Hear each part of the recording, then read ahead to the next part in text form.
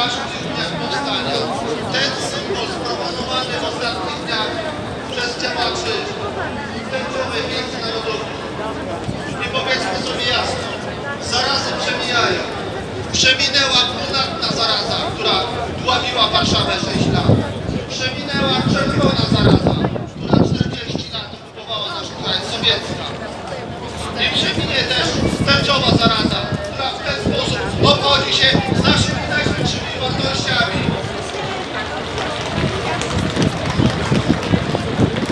Chrystus trwał w tym miejscu za okupacji nazistowskiej, za okupacji sowieckiej i będzie tam trwał wtedy nawet, kiedy ta kulturowa dekręgolada minie i odejdzie z Polski.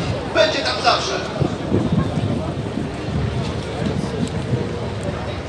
I nie chodzi o to, czy ktoś jest wierzący, czy niewierzący.